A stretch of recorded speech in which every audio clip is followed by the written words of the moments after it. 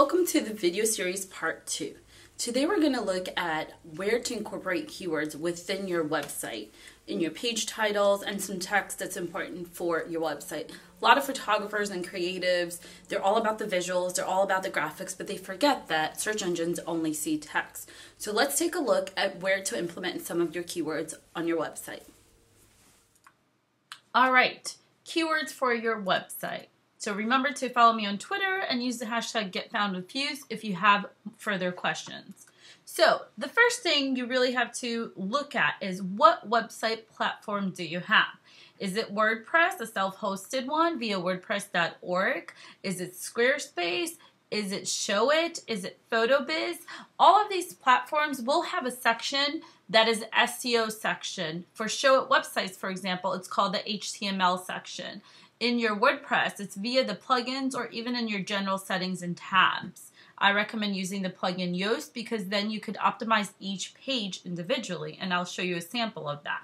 So once you figure out by looking or asking your website provider where the SEO section is, that's where you can go in and start making changes.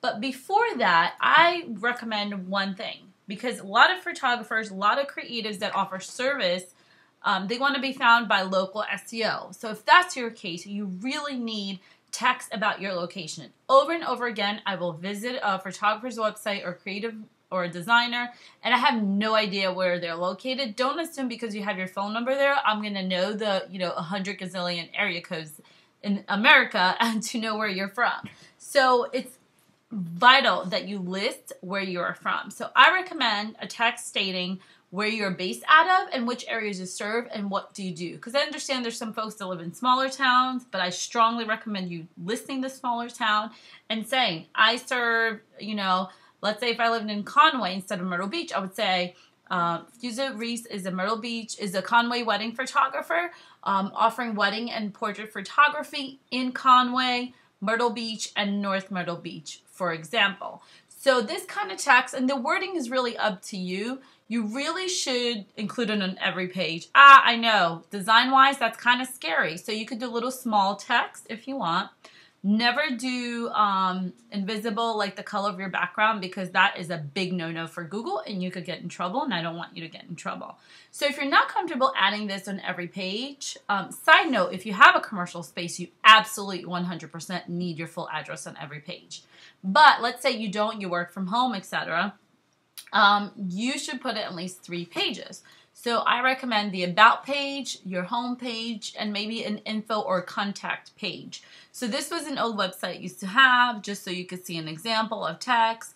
Fusa Reese Studios is a wedding, engagement, and glamour photography studio based in Carolina Forest area in Myrtle Beach. So here I'm using some local geography terms that locals will know Carolina Forest as well as Myrtle Beach. For anyone coming from outside, they're not going to know Carolina Forest, but they will know Myrtle Beach. So serving Myrtle Beach, North Myrtle Beach, Conway, also available for destination weddings and engagement sessions. Here you could get creative. You could talk about your style. There's other things you can add. You don't need this exact text, but get some keywords in there, get some location going.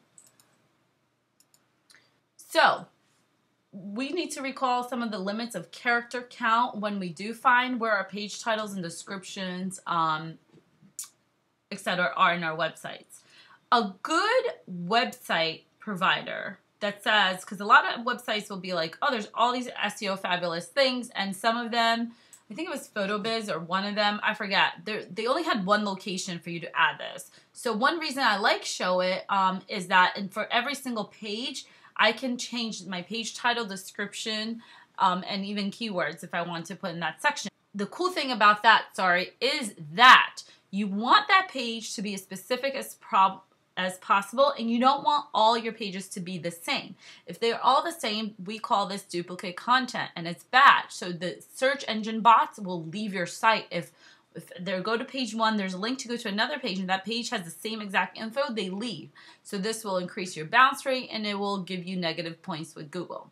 So once I found the page, and I want to optimize just that page, in the page title, remember it's those loose words. So it's really 60 characters with Google. Some other search engines, you could go a bigger character count. So it would be Myrtle Beach wedding photographer, upward dash, family beach photos or something. I'm trying to keep within that limit. Okay, and that page title is the text that goes above your URL right here.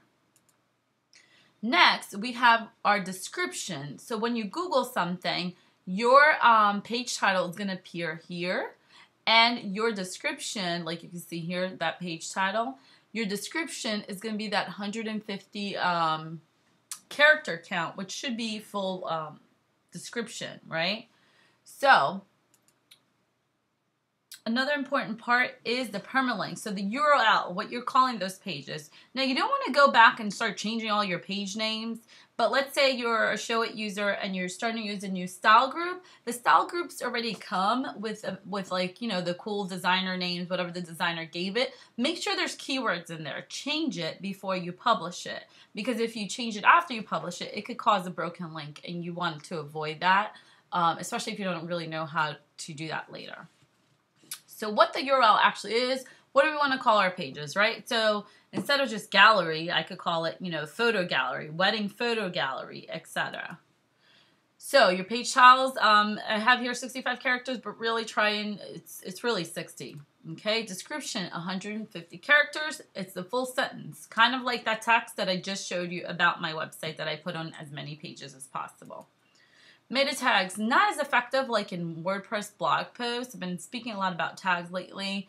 In Show It, there is a section. I do fill it out, but I don't go crazy with it. And here, more than 6, that's the rule for blogging. So you should not have more than 4 tags per blog post. And each tag you use, you need at least 6 blog posts a year for it to be effective. So that's kind of really hard to keep up. And that's my dog. 1 second. All right, so here I'm in WordPress. So if you have a blog site, your pages are going to be in WordPress. So I have some keywords here. Oops, sorry. So I have some keywords here in my title. Whatever I name this, it becomes my page URL. So let's say I didn't want this to be in my page URL. I could shorten it, and I could change it here before it's published. I add some keywords inside the text, right? And I link this, linking it to, I probably linked it to my actually engagement gallery, which is another page.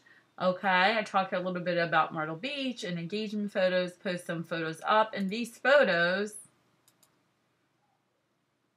also are filled in here that I've renamed and done all that jazz that we did on the first one. So since I'm using the Yoast plugin, it allows me to optimize each page by filling in each page. So I'm telling the plugin which focus keyword I want, and here's my page title, and here's description. So you're going to go through all your pages and make sure your pages are optimized. And if you go into your pages dashboard, you will see which ones are not optimized, which these are private password protective anyway, so I don't need them. But if I missed one, then I could come back and fill it out. So that's what you're doing for your pages on WordPress. And then again, if you have Squarespace, I don't think you're allowed to use plugins, even though it's a WordPress platform, I believe.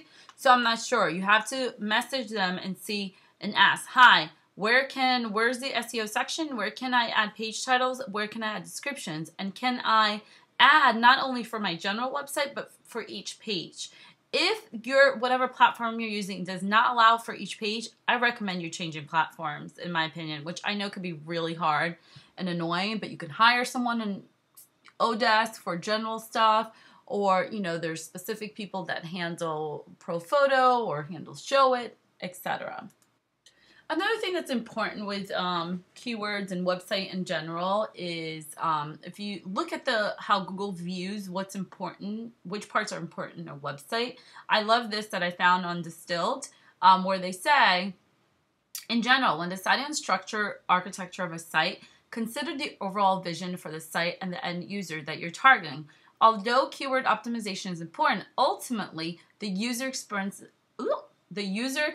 is even more crucial. So I have a little note here for myself. Optimized for humans, not just machines. Because if things are not easy to use, if it doesn't look right, you know, if I'm confused where to go, that's why I think websites need to be dummy proof. That's why Don't assume, since we're creatives, we know to click and things. Don't assume clients will know how to click and roll over something. So you have to instruct them. Click here, you know, scroll down and things like that. So when we look at the architecture, the home page is important, right? That's our kind of landing page. And also our URLs that we name our pages are important. The next thing, when they talk about category pages, also could be, for example, whatever you have in your navigation is really important. So instead of writing love letters, write reviews or testimonials, because those are keywords that people are actually using. And then linking your pages to, you know, other pages is also really important. Websites, you can change your URLs, but be sure to do a 3 or 1 redirect so you don't have broken links. Another thing I recommend is having add your email to your contact form. I think making people as easy as possible for them to contact you is great. So this is kind of not keyword related, but just general website usage related. Add your phone number, because phone number is SEO related because of the area code. So if you moved, you should really change it to a local number so you could add it on your website. And this could help in rankings and map and how Google views, you know, the IP addresses and the NAP, which is your name, address, and phone number. Some people add content pages. So example would be like a frequently asked question, right? So if I am a portrait photographer, it would be like, or a senior photographer, what do you wear for your senior portraits? So here are some tips on what to wear for your senior pictures. So a page all about that with some photos, an example, and at least 300 word text. And then kind of restating that you are a senior photography in X town and linking that back to your homepage. So the easiest thing is to think about questions that you get asked by clients all the time, which means they're searching online. So if you have a content page about that, then you could be found. So when you think about content strategy or page, is like be a resource. So if your target audience is more moms, what are moms looking for? Things to do with their kids, right? So I might blog that, not just my photo sessions.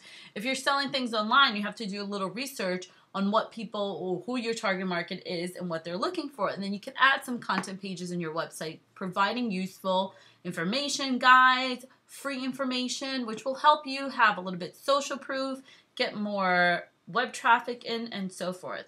So I hope now you feel equipped to know where to use your keywords for your website. Remember, I've given a free download on my blog, Get Found with Fuse /blog, where if you don't even have keywords, that's a beginner's guide, and it has a template you could print out, you could write it out, or you could save it in your Google Doc to keep it for yourself and to start using keywords effectively. Be on the lookout for video number 3 of our series. Be on the lookout of video number 3 of our series, Where to Use Keywords. I'm Fuse Reese, and this is Get Found with Fuse.